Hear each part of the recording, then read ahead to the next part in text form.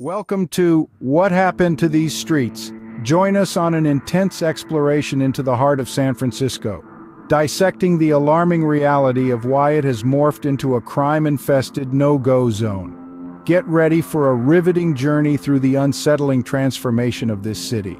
Have you ever wondered why San Francisco, a city renowned for its cultural diversity and technological innovation, has become nearly the most crime-ridden city in the U.S.? This is a question that's been on the minds of many lately. San Francisco's crime rate is staggeringly high, making it more dangerous than 98% of U.S. cities. Surprisingly, it even surpasses Compton, California, a city infamous for drug gang turf wars. From the affluent neighborhoods of Presidio Heights to the bustling streets of downtown, crime in San Francisco doesn't discriminate, with high rates of violent crime reported across the city. A significant factor exacerbating this situation lies in the strained relationship between a limited police force and the community, with residents vocalizing criticism for the force's failure to prosecute apparent cases. Moreover, San Francisco's citizens contend that there's a glaring shortage of police officers patrolling the streets.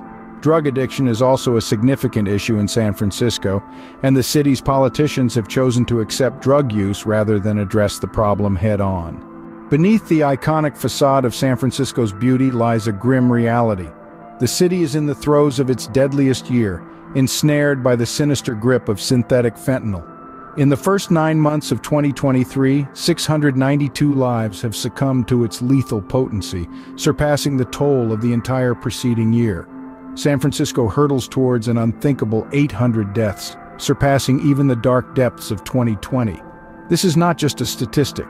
It's a stark reminder that the city is at war with an invisible enemy. The time to confront this crisis is now. In the labyrinth of San Francisco's battle against a relentless tide of drug overdoses, officials have played a desperate game of strategy, a high-stakes dance with the city's very survival. From the dramatic declaration of a state of emergency to the creation and subsequent closure of a facility where users could tread the thin line under supervision, and finally, the drastic measure of flooding the streets with law enforcement. It's a yo-yoing assortment of tactics, a series of moves in a chess game where the stakes are measured in lives. The city grapples with the complexity of an unseen adversary, trying, failing, and trying again to gain control over a crisis that refuses to yield. The question that hangs in the air is whether these maneuvers will be enough to break the vicious cycle, or if San Francisco will continue to be ensnared in the relentless grip of its deadliest challenge yet. The battlefield is the city itself, and time is of the essence. We will delve deeper into San Francisco's drug problem in another video.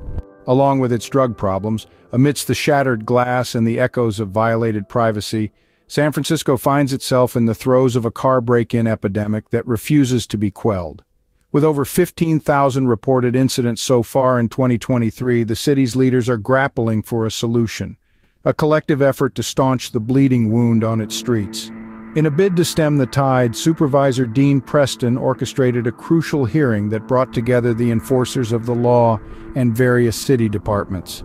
It's a desperate summit, a convergence of minds seeking a remedy to a problem that has become synonymous with urban frustration.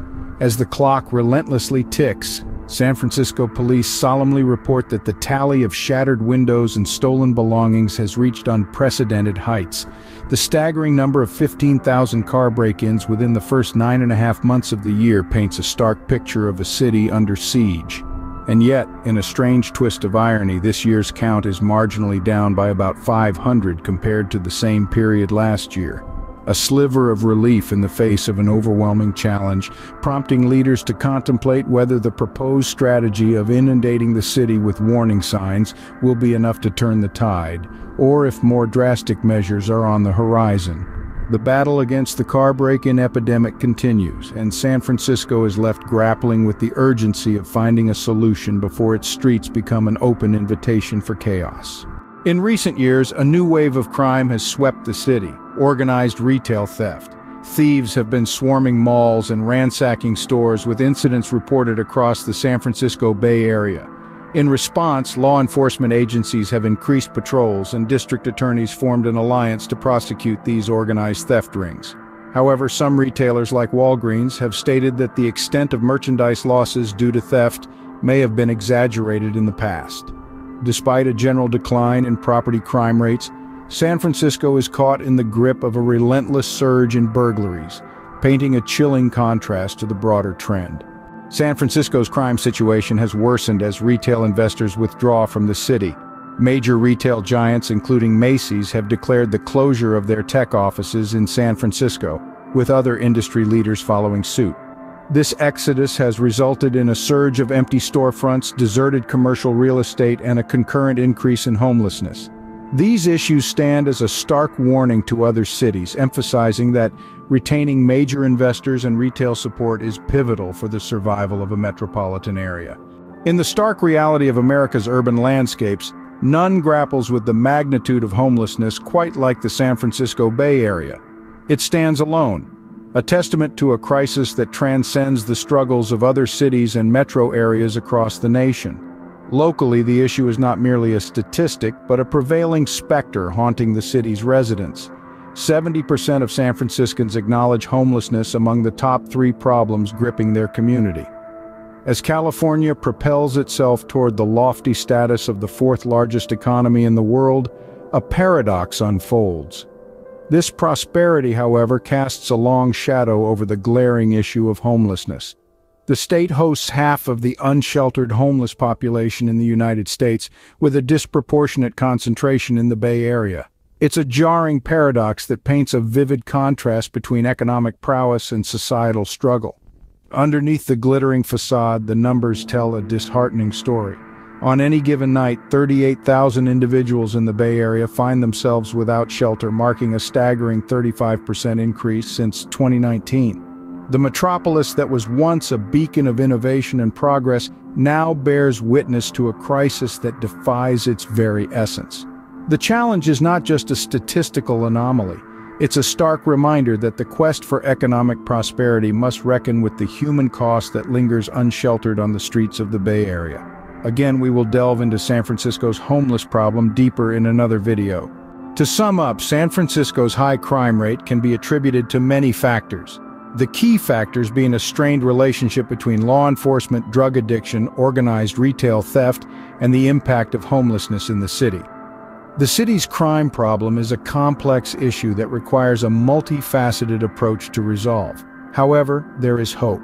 By building more homes at every income level and size, addressing the drug addiction problem, and fostering a better relationship between law enforcement and the community, San Francisco can begin to curb its crime rate and return to being the vibrant, safe city it once was. As we conclude this eye-opening journey into the intricate tapestry of San Francisco's challenges, remember that awareness sparks change. If you found this exploration thought-provoking, don't forget to like, share, and subscribe to our channel. Your support fuels our mission to shed light on the untold stories. Stay vigilant, stay informed, and stay tuned for more compelling narratives. Until next time, this is For the Streets, signing off.